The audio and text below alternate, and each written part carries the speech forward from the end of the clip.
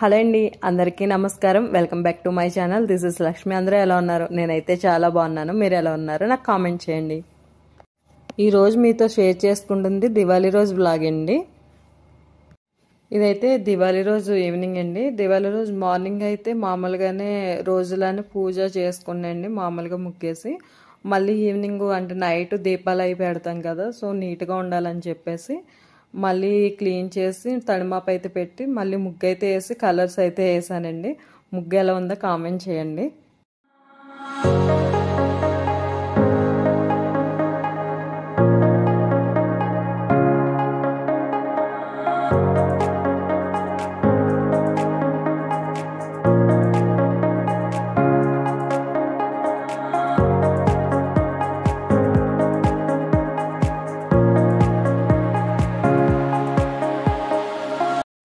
ఇంకా బయట ముగ్గు అయితే పెట్టేసండి. పెట్టిన తర్వాత ఇక్కడ అమ్మవారికి నైవేద్యం కోసం అయితే స్వీట్ ప్రిపేర్ చేస్తున్నాండి.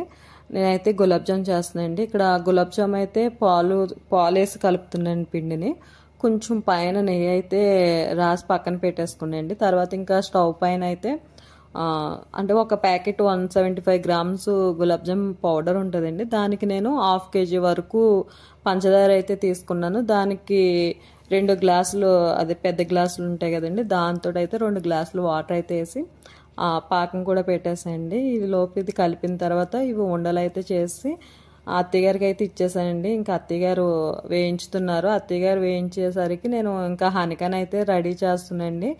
అంటే గులాబ్ జామున్తో పాటు మాకైతే దివాళీ రోజు అత్తయ్యగారు అయితే అవి పొంగడాల్లాగా అయితే వేస్తారండి.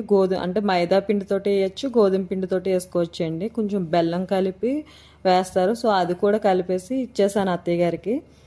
పొంగడాల్లాగా వేస్తారండి. సో అది కొంచెం పాయసం కూడా చేశానండి ఇంకా రోజు.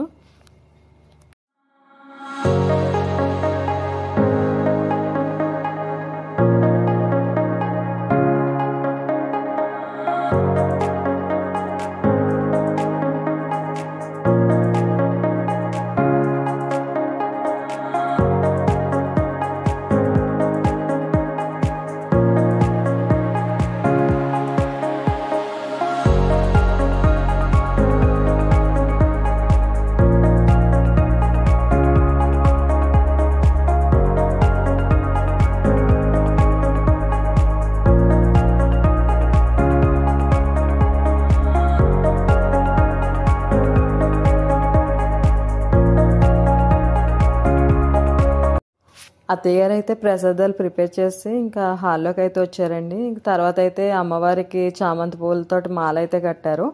మార్కెట్ నుంచి వచ్చేటప్పుడు అయితే తులసి ఆకులు తీసుకొచ్చండి. ఇంకా వాటితోటి వెంకటేశ్వర స్వామికి అయితే మాల కట్టారండి, తులసి మాల. ఇంకా అత్తయ్య గారు కూడా మాల కట్టేసిన తర్వాత ఇంకా రెడీ అవ్వడానికి వెళ్ళారండి. లోపు అయితే నేను హాల్లో కొంచెం ఫొటోస్ అవి తీసుకుందాము, దీపాలు కూడా పెడదాం అని చెప్పేసి ఫ్లవర్స్ తోటి కొన్ని ఫ్లవర్స్ ఉంటే బంతి పువ్వులు అండ్ గులాబీ ఉంటే ఇంకా స్వస్తిక్ అయితే వేసానండి. ఫోటోలు కూడా దిగడానికి బాగుంటుంది కదా అని చెప్పేసి.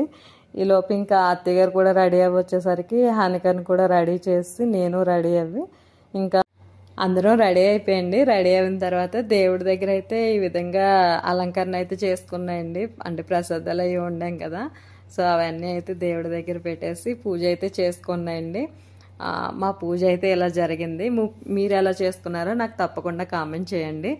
ఇంకా పూజ అయిపోయిన తర్వాత బయట దారమందం దగ్గర అయితే ఇలాగా దీపాలు అయితే పెట్టేస్తాయండి. ప్రతి రూమ్ దగ్గర ఉన్న దారమందం దగ్గర అయితే దీపాలు పెట్టి తర్వాత అయితే ఫొటోస్ అయితే తీసుకున్నాము.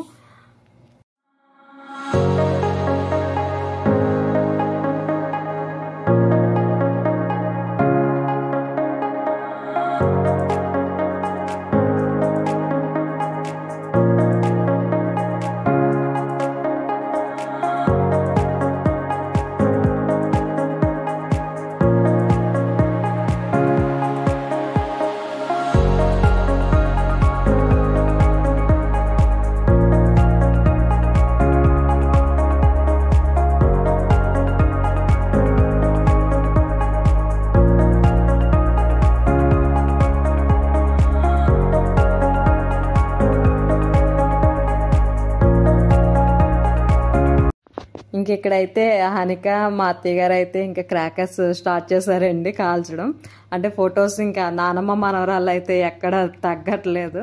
కొంచెం ఫొటోస్ అయితే వాళ్ళు తీసుకుంటున్నారు. ఈ లోపు నేనైతే శారీ మార్చేసుకున్నాండి, కాటన్ డ్రెస్ అయితే వేసుకొని వచ్చాను. హానికాకి అయితే ఇంకా డ్రెస్ చేంజ్ చేయలేదండి. ఇంకా తను వేసుకున్నది అయితే కాటన్ డ్రెస్సే. సో ఇంక తనని డ్రెస్ చేంజ్ చేయలేదు. నేను ఇంకా హనికాని తీసుకొని మా అపార్ట్మెంట్ కింద అయితే ఒక ప్లే గ్రౌండ్ ఉంటుందండి ఫ్రంట్. సో ఇంకా అక్కడికైతే తీసుకొని వెళ్ళండి హానికాని. ఇంకా కింద సెలబ్రేట్ చేసుకున్నాండి మేము. అత్తయ్య గారు అయితే రానని చెప్పేసి అన్నారు. సో మేము దీపావళి అయితే ఇలా సెలబ్రేట్ చేసుకున్నామండి.